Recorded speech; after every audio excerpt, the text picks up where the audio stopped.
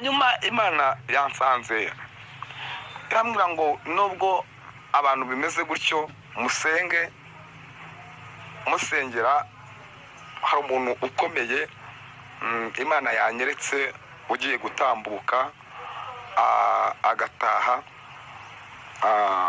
muri uku kwezi kugiye kuzaza. Hanyuma rero ushatse kuvuga ukwezi kwa kangahe? Ntago ari ukwezi gukomeye cyane, n'ukwezi tugiye kujyamo. Rero abantu nibasenge, kandi umuntu arakunzwe, abantu nibasenge. Ushaka kuvuga ko ari ukwezi kwa kabiri? Abantu basenge cyane, abantu basenge cyane, basenge batisengesheje, kuko umuntu arazwi kandi uyu muntu arakomeye. Nari nabibabwiye ko hari umuntu ugomba gutambuka, nuko cyane cyane Imana ikunda umunyabwenge kuruta uko ikunda umunyamwuka. Yego. Kandi buriya iyo ukoresheje ubwenge biba byiza, niko na Yesu yakoreshaga ubwenge. Narabwenga abantu nimube maso musenge, tufate igihe tumusengere. Ariko icyo mpamya cyo nubwo yababaje abantu benshi, ijuru ryamwishimiye kandi Imana yamuhaye ubugingo.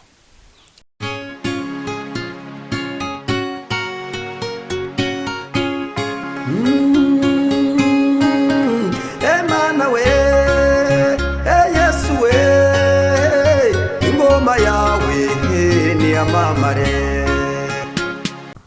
Reka tubasuhuze kandi tubifurize amahoro y'Imana, umugisha Imana itanga ubane namwe mwese abadukurikiye muri mu Rwanda, bari hanze y'igihugu cy'u Rwanda, mwese mugubwe neza kandi mugubwe neza cyane. Uyu ni wa mwanya tuba tugezemo, umwanya w'ivuga butumwa, umwanya wo gukora umurimo w'Imana, kuko nicyo kituraje ishinga. Twongeye kubana n'umuhanuzi Profete Emmanuel. Waramutse neza? Waramutse baba. Umeze neza? Ndashima Imana. Imana ishimwe. Natwe turaho turashima Imana, twizere neza ko amasengesho urimo uragenda uyasoza neza, kuko urimo uragana ku musozo. Imana asangana ku musozo. Yego. Imana ishimwe. Reka gusa kugira ngo usuhuze abakunzi b'Imana Irahari TV nongeye usenga Imana. Mahoro y'Imana abe ku buzima bwanyu aho muri mwese, impande zose. Mbifurije igitondo cyiza ndetse n'umunsi mwiza. Guhera none kugeza iteka ryose. Uri Imana nziza, uri Imana ivuga bikaba, wategeka bigakomera, urubuga mu buzima bw'umugabo. Turagushimye, uri ibyiringiro bizima by'abakwiringiye, watanze ibitambo byinshi cyane. Mpamya neza yuko uyu munsi ari umunsi w'agaciro, ari umunsi ukomeye, ari umunsi utandukanye n'indi minsi, kubera yuko uyu munsi niwe wamaye, uyu munsi niwe waduhaye. Ahashize haratambutse, aho ntihakibukwa, ahubwo Nyiringabo Imana hibuka uyu munsi kuko ari we wacu. Ejo ho ntago tuhazihazwe nawe, turagushimye, turaguhimbaje, tuguhaye ikaze na karibu. Ngwino wiyoborere Nyiringabo Imana, wigaragaze nk'uwera. Urakoze kubyumvishe ni mu izina ryawe Yesu, amen. Urakoze cyane. Imana amahoro niguhereze umugisha kubw'isengesho ryiza uduhaye. Reka ngusabe kugira ngo uhite ujya mbere utugezeho message Imana yaguhaye kutugezaho uyu munsi. Ndumva uyu munsi naje kubwira ubwoko bw'Imana. Reka dusome igitabo cyo kubara, ibice 23 umurongo wa 20. Igitabo cya gatatu cy'umuhanuzi bita Mose. Kubara igice cya kangahe? 23 umurongo wa 20. Yego. Dore nategetswe kubahesha umugisha, nayo yawubahaye simbasha kukura. Amen. Amen. Imana inegetse kuza kubahesha umugisha, negetswe kuza kubahesha umugisha, sineze kukurwa. Imana nishimye. Amen. Imana yanyeretse hari abantu bari mu gihe gikomeye cyane kibaruhije, kuko nta n'umuntu buri gihe gitandukana abakundana, ariko nanone igihe kigahuza abakundana. Yego. Buri gihe kigukoresha ubuyede ariko bara n'igihe kigutuza muri etaje. Igihe kigutera agahinda ariko igihe kiranagusetsa. Igihe kituma bakubenga ariko n'igihe buriya gituma bagukorera ukora ubukwe. Igihe gituma ubura urubyaro ariko igihe nanone gituma ubona umwana. Igihe kikwambura ijambo ariko igihe kikaguha n'ijambo. Igihe kikwambura agaciro ariko nanone igihe kikaguha agaciro. Igihe kigukura muri puberi, igihe kigushyira muri puberi ariko nanone igihe kikugura muri puberi kikakugira umuntu ukomeye. Ari abantu Imana igiye gukura mu gihe.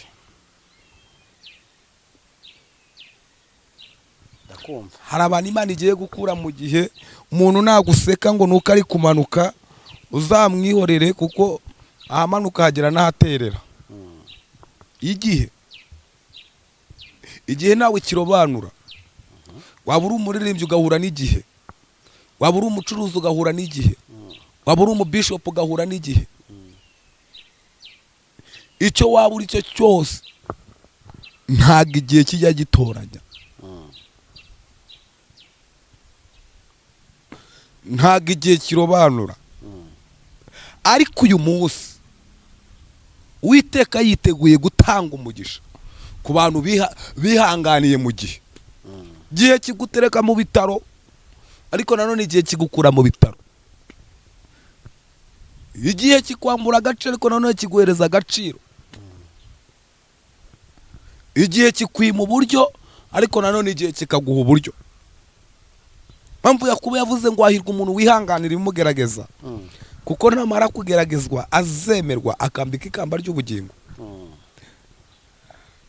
Nakunze umugabo, ariko turashima Imana, nakunze umugabo witwa Elisa. Mwuka wera we ntagakangwa n'ibihe. Nubwo twe duhagarara mu gihe ariko hari ikintu kidakwangwa n'igihe. Nubwo ibihe biza bikaduca intege, nubwo ibihe biza bikaduhindura ubuzima, ariko hari ikintu kitajya gikangwa n'ibihe. Ikintu cya mbere, Mwuka wera. Mwuka wera ahagarara hejuru y'igihe, Mwuka wera akorera mu gihe, Mwuka wera avugira mu gihe, Mwuka wera atabarira mu gihe, Mwuka wera ahangara igihe. Icyo Mwuka wera asabwa nta kindi, asaba nta kindi. Arasaba ko dukiranuka, arasaba ko tuva mu byaha, arasaba ko tuva mu rujijo, arasaba ko tureka icyaha n'igisa nacyo. Mwuka wera akora ibikomeye mu gihe. Ntajya atinya igihe. Mugabo witwa Elisa ndamukunda. Uyu Elisa ngo ubwo umwami w'Isiriya yashakaga kujya atera Isiraheli, ngo mbere yuko inama zikorwa zo kugira ngo umwanzuro wanzure batere Isiraheli, biravuze ngo muri Isiraheli mbere yuko iyo nama iba, Isiraheli yabimenyaga mbere. Bagahindura umugambi, bakavuga ngo none reka duhindure umugambi, tuzatera kuwa gatanu bikajya kugera muri Isiraheli. Isiraheli yabimenye. Ngo umwami w'Isiraheli abyumvisha aravuga ngo bishoboka gute igihe cyose iyo ntekereje gutera Isiraheli ibimenya mbere yuko mbimenya. Aho muri twebwe ntihaba harimo umugambanyi. Bibiliya ivuze iki? Biravuze ngo nuko muri bo hari harimo umuntu w'Imana. Aravuga ngo mwami nta mugambanyi uturimo, ahubwo muri Isiraheli hariyo umuhanuzi w'Imana, hariyo umuntu w'Imana. Mbere yuko utugezaho ibintu, iyo urimo urabitekereza wicaye, abari kumwe nawe abamaze kumenya amakuru yawe. Turashima Imana, turashima Imana itumenyesha amakuru y'ibizaba bitaraba. Turashima Imana ijya yomora imitima ikomeretse. Turashima Imana ijya itabara intore zayo. Bibiliya ivuze ngo iki? Aramubwira ngo abimenya twebwe utaranabitubwira. Iyo ubitekereje muri kumwe ni umuntu w'Imana, Imana yashyize muri Isiraheli. Mwama avuga ijambo rikomeye aravuga ngo ntago twafata buno bwoko bwa Isiraheli ngo tubwice, uyu muntu w'Imana agihara, reka tumuzane tumwice. Ngo yohereza ingabo 300 bamusanga aho bita i Datani, niho yari atuye ku musozi w'Imana. Mwifurije gutura ku musozi w'Imana. Mwibiro yino banga, Imana ikorera ku musozi, Imana ivugira ku musozi. Ibikunaniye bitereze ku musozi w'Imana, bijyana aho Imana ivugira, bijyana aho Imana ikorera. Eliya bimunaniye ajyana abahanuzi ba Bali n'abasheri 450 abajyana ku musozi i Karumeli, ku musozi w'Imana. Abatsindira ku musozi. Ngo bamusanze i Datani, ngo bamwohereza ingabo 300 ngo zigomba kumwica. Ubuhanuzi bibirivuze, biravuze ngo nuko bagota inzu. Ariko Elisa ntiyagira ikibazo, kwako yari yishingikira umugabo ukomeye. Amen. Ngo bugihazi itegere cye ngo kigire ngo gicingure, ngo gikubise amaso hanze, ngo kibona ingabo nyinshi cyane ngo zihagaze. Kandi izi ngabo bohereje nagari aso nagari ngira gutarasa, ni Interforce, ni special zaje zigiye gufata uyu muntu w'Imana.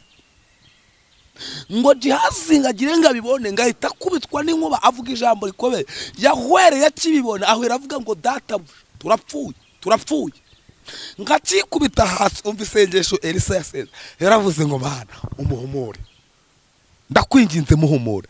Ngako kanya Imana ihumura Gihazi. Ngo Gihazi agiye kureba abona, yabonye ingabo 300, ariko agiye kureba abona ingabo 1000 zibagose z'Uwiteka. Ndagira ngo nguhanurire, nubwo uri guca mu buzima bukomeye cyane, hari ingabo z'Imana zigugoza, hari amaboko y'Imana kuri, hari ibitwaro bikurinze. Niyo mpamvu Satana guhiga nakubona, niyo mpamvu uryama mu gitondo ukizigura. Hari imbaraga z'Imana, hari ingabo zirinze ubuzima bwawe, hari ingabo zikugose uko ugenda kose. Hari imbaraga zitagaragara umubiri ariko zikorera mu mubiri mo ndani. Niyo mpamvu ikiguhiga kitazakubona, kubera ko hari ingabo Imana yaguhaye. Bibiri yivuze iki ngo nuko muri ako kanya Gihazi arahumuka, arebye ingabo aravuga ngo nkurekeje ingabo mbona zitugose, nizo nabonaga ziri hanze no twana kuzo mbonye. Ntabwo baba buhari.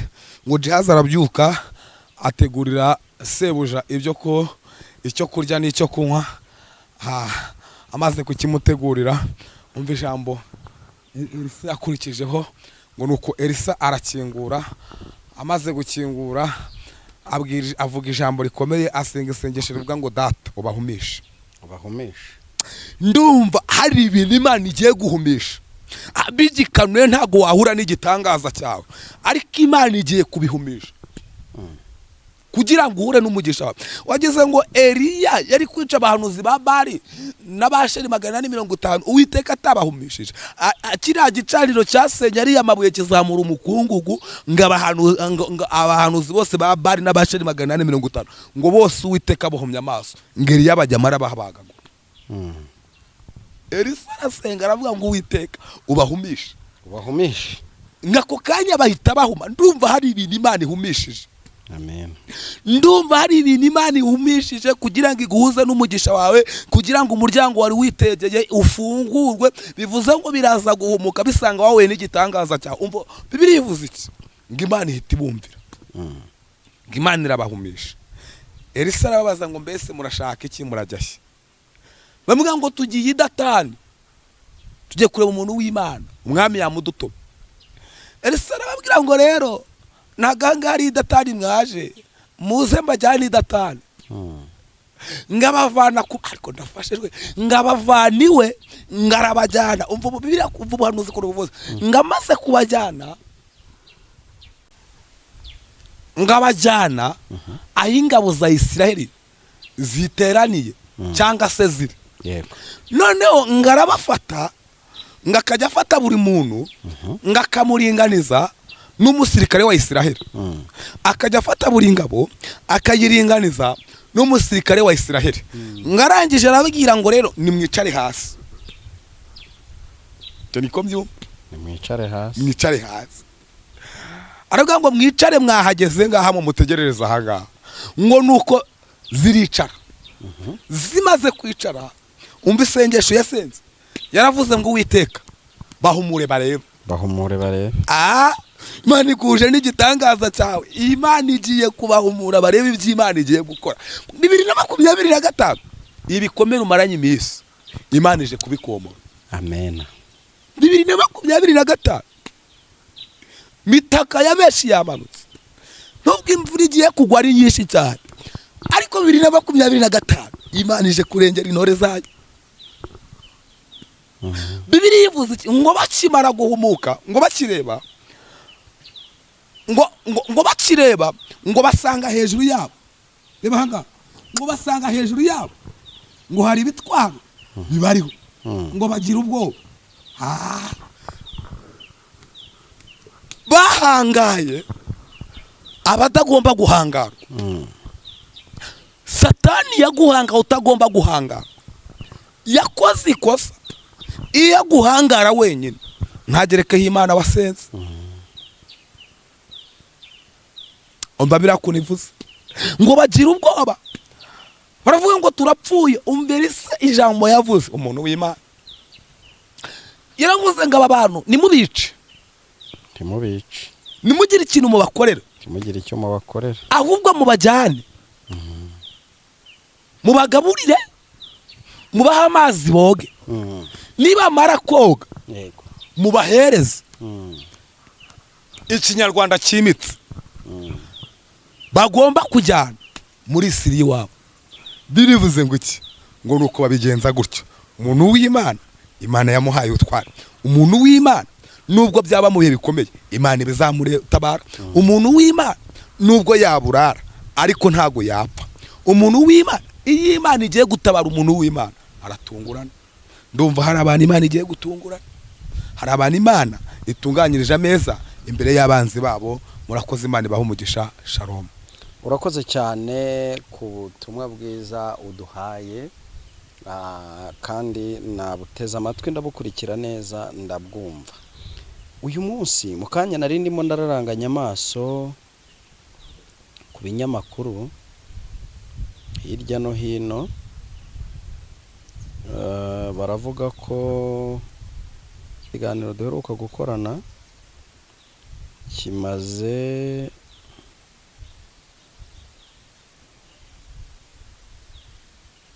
Koroneri ni generali simbizi, kimaze ibyumweru 3 tugikoze icyo kiganiro. Uvuga uti ni Koroneri Makanika, ntabwo ari Makenga, Koroneri Makanika, kivuga ko yitabye Imana yishwe na drone za DRC. Kandi twa twakoranye ikiganiro uvuga ko hari umuntu ugiye gupfa. Ndimo ndareba ku masitati y'abantu benshi, nkabonaho abantu bari kurira, bababaye cyane, bafite agahinda, bavuga bati Makanika yitabye Imana. Ya urumva, wari wavuze ko ari umuntu ukunzwe cyane, yarindaga abanyamurenge. Yaba ari we wahanuraga, niwe wari wavuze cyangwa ntabwo ari we? Ya no kuvuga ngo kuko ari babivuze ko ari muri uku kwezi kwa 2 ko kutazarenga. Uyu munsi turi ku itariki 20. Haciye ibyumweru 3 dukoranye iki kiganiro, hari mu kwezi kwa mbere mu mpera z'ukwezi. Ndumva ndi kubyibuka. Nari nabibabwiye ko hari umuntu ugomba gutambuka, nuko cyane cyane Imana ikunda umunyabwenge kuruta ikunda umunyamwuka. Yego. Kandi buriya iyo ukoresheje ubwenge biba byiza, niko na Yesu yakoreshaga ubwenge. Narabwenga abantu nimube maso musenge, tufate igihe tumusengere. Ariko icyo mpamya cyo, nubwo yababaje abantu benshi, ijuru ryamwishimiye kandi Imana yamuhaye ubugingo. Imana yamuhaye ubugingo kuko uyu muntu yubahaga Imana mu rwego rukomeye cyane. Imana yubahaga Imana mu rwego rukomeye cyane. Kuba ari we naye nahanuye niwe nuwo ngo nyene. abantu be kugira ikibazo. ndabona ibitangazamakuru byinshi bikiri kubishidikanyaho, ariko mu kanya nari ndimo ndasoma ku ijwi rya Amerika bavuga ko ari iby'ukuri, natwe ntabwo turabihamya cyane, ariko wowe uragira uti oya ni iby'ukuri, ni iby'ukuri kandi atujwe mu gituza cy'Imana. Ni nk'uwuhe murimo ukomeye yakoreye Imana ushobora gutuma imukunda? Ikintu cya mbere yafashaga abantu, yakundaga abantu. Icya kabiri icyubahiro cyo mu isi ntabwo yagishyiraga hejuru kuruta gukunda icyubahiro cy'Imana. Mbese yakundaga gusenga, yego, yasengaga, yateranaga, yafashaga, yahuguraga. Ibyo bintu rero kandi bika ko Imana iba muri twebwe. Nari namubonye mu karirimbo kamwe yigeze aririmba ahantu mu giterane ngo bamuririmbire ibitero bibiri gusa, avuga ngo databuja uwo nzamukorera ndacogora, ngo ize ubuntu n'urukundo amfitiye, ngo maze imirimo yampaye mu isi n'inyirangiza azampamagara anteranirize mu ijuru rye. Ubwo urumva rero ese ubwo ziko mbikubwiye se nuko Imana yamuhaye ubugingo, kandi ibyo bintu ikaba Imana ibimbwiye.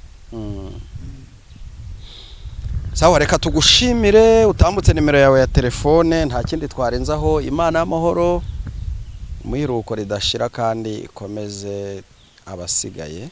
Oya uko ryayemo ni ukuvuga ngo tuvugana amaze kugera iburyo bw'Imana. Ubu tuvugana nta kibazo, ahubwo ari guseka, arimo arapapira abantu babanye nabo. Umva Imana afite agahinda nyine yuko, ariko nta kibazo afite.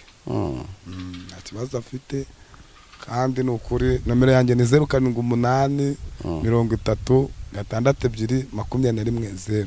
Karibu n'isengesho. 07 30 62 21 0. Uri Imana nziza, urubwuga mu buzima bw'umugaru, wabanye natwe, urakoze kusozanyije natwe, ni mu izina ryawe Yesu, amen. Urakoze cyane wewe wabanye natwe. Niba utarakora subscribe, kora subscribe, share ndetse na comment, dukomeze kubana. Ubwo mvuze commentaire mba ngira ngo wandikemo igitekerezo cyawe. Imana amahoro iguhe umugisha.